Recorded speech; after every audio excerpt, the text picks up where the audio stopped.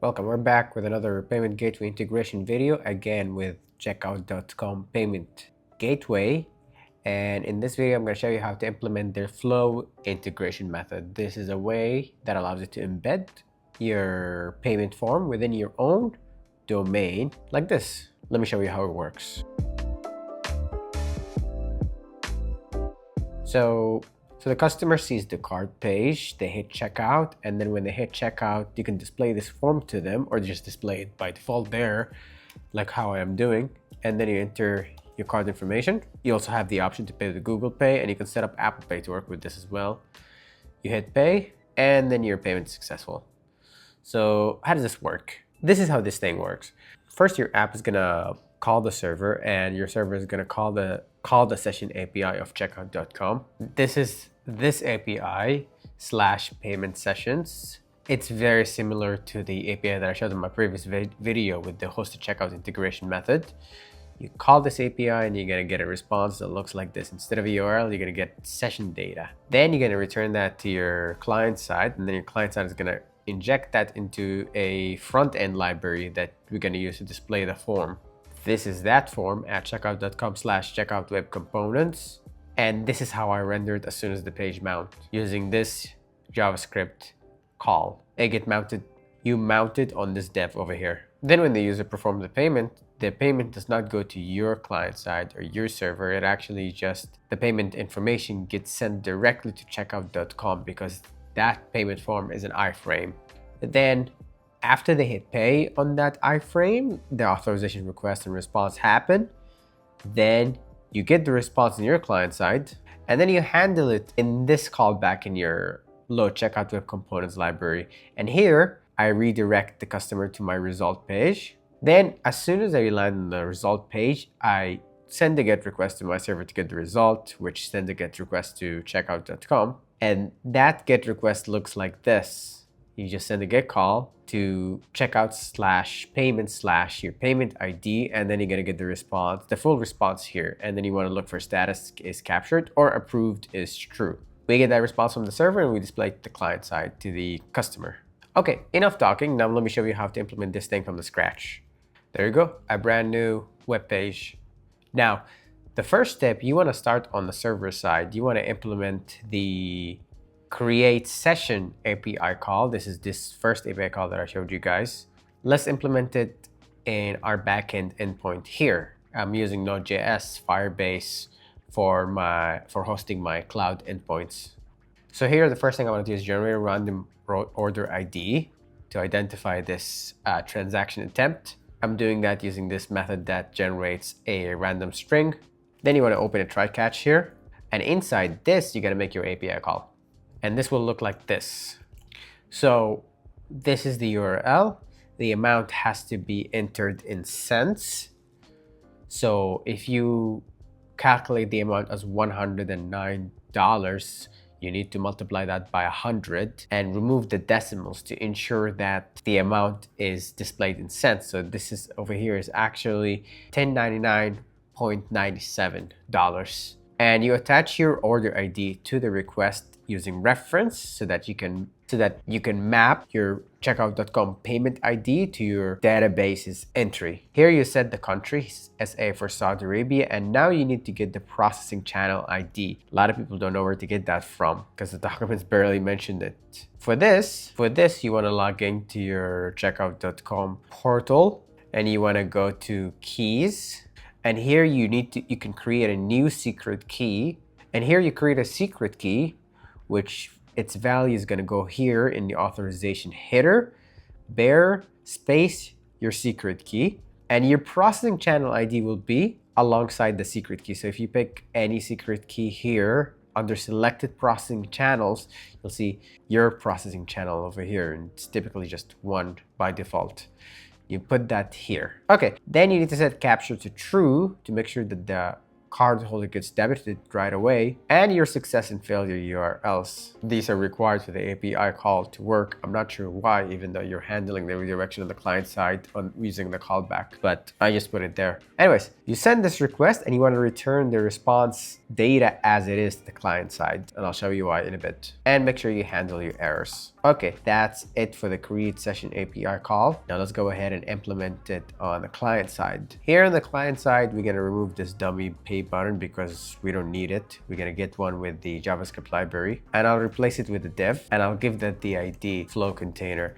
And actually, you want to remove everything. Don't put a loading indicator in its place because that's going to cause issues. Just leave that div only here. If you really want to show a loading indicator in case the form takes too long to load, you can put that on top of it like this. Okay, and now you need to install the npm library that we're going to use to display the form. This will be, you're going to do yarn add, and this will be at checkout.com/checkout web components. Install that, add it to your dependencies here. Now to use it, we're going to need to use the method useEffect from React. This performs an action as soon as the page loads. We go here and use it. Here we're going to create a method called create session, which is going to call the API that we just implemented. As soon as it runs, I'm going to set loading to true, and then go ahead and call the API. Open a try catch. If it fails, make sure you handle the failure. First step here inside this try catch is we're going to call our form. Actually, it's better if we just take this let session response and put it outside here,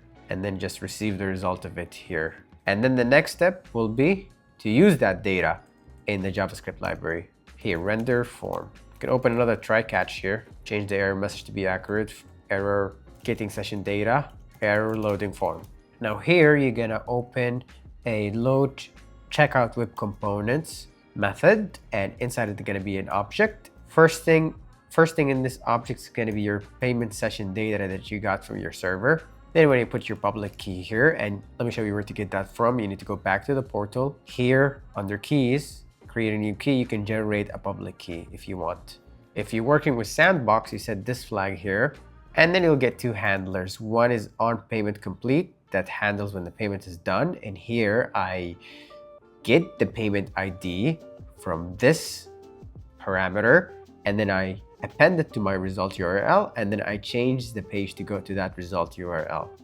And on error, I just display error failed. Okay, after you've set all this, you're gonna get checkout variable.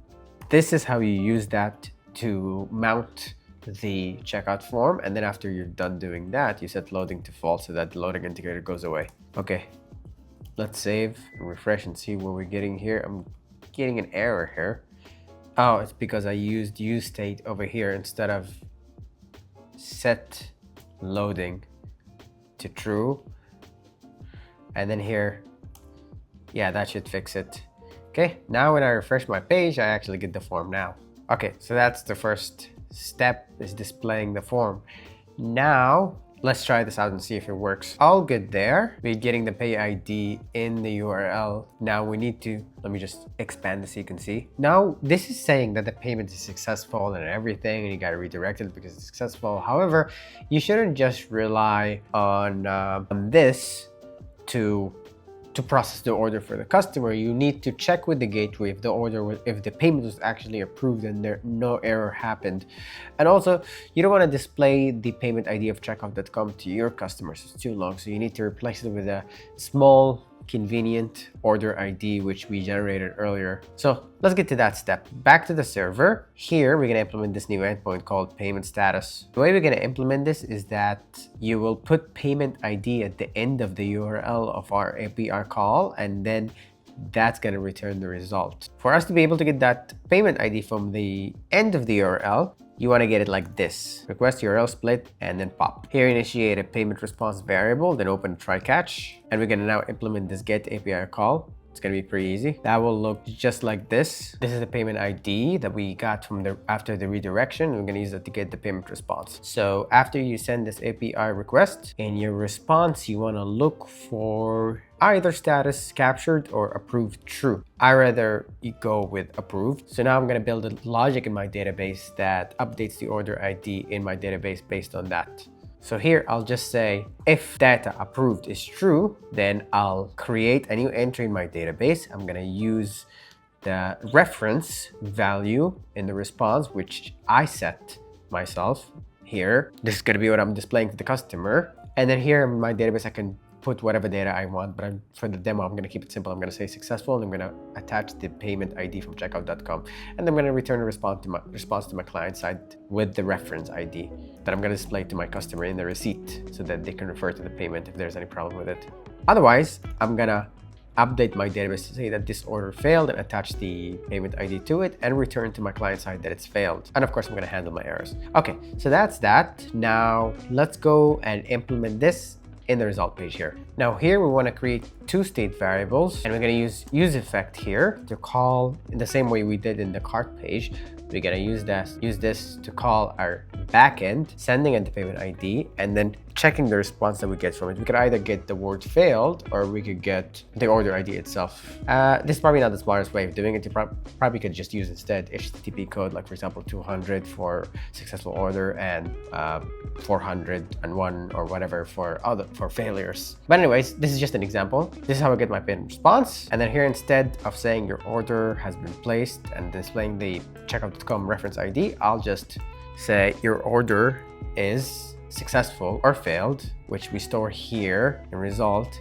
This gets set to successful if the order is not failed, and it gets set to failed if the order is declined. And here, if the order is failed, it won't have an order ID. Order ID will be null. But if order ID is not null, which means the order is successful, then we're going to display the order number as well here.